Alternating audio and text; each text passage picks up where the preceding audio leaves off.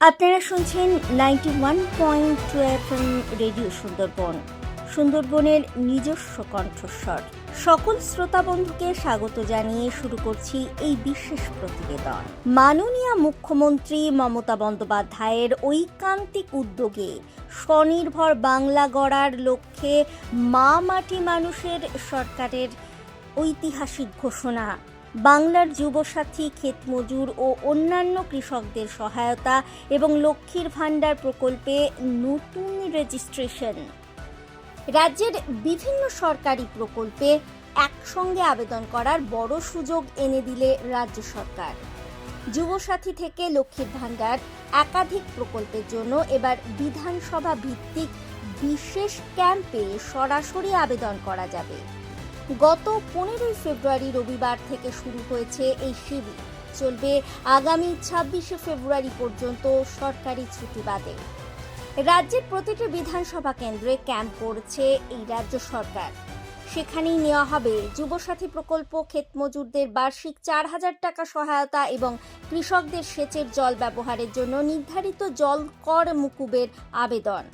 এই ক্যাম্পে লক্ষ্মীর ভাণ্ডারের নতুন আবেদনও জমা নেওয়া হবে। বর্তমানে রাজ্যের প্রায় 2.42 কোটি মহিলা লক্ষ্মীর ভাণ্ডার প্রকল্পের অধীনে আর্থিক সহায়তা পাচ্ছেন। আবেদনের ভিত্তিতে 20.62 লক্ষ মহিলাকে নতুনভাবে এই প্রকল্পের আওতায় আনা হয়েছে। লক্ষ্মীর ভাণ্ডারের জন্য আবেদনে যে যে নথিগুলি লাগবে তা হলো আধার কার্ড, জাতিগত শংসাপত্র, ব্যাংকের পাসবইয়ের প্রথম পাতার জেরক্স, ছবি। যুবসাথী প্রকল্প ঘোষণার পর এই প্রথমবার আবেদন গ্রহণ করা হচ্ছে। বেকার যুবক যুবতীরা এই প্রকল্পের আবেদন করতে পারেন। বয়স হতে হবে 21 থেকে 41 বছরের মধ্যে। মাধ্যমিক বা সমতুল পরীক্ষায় উত্তীর্ণ হতে হবে। আবেদনকারীর কোনো যদি শিক্ষা সংক্রান্ত স্কলারশিপ থাকে তাহলেও সে আবেদন করতে পারবে। এই প্রকল্পে 1,500 টাকা করে সহায়তা মিলবে সর্বাধিক 5 বছরের জন্য।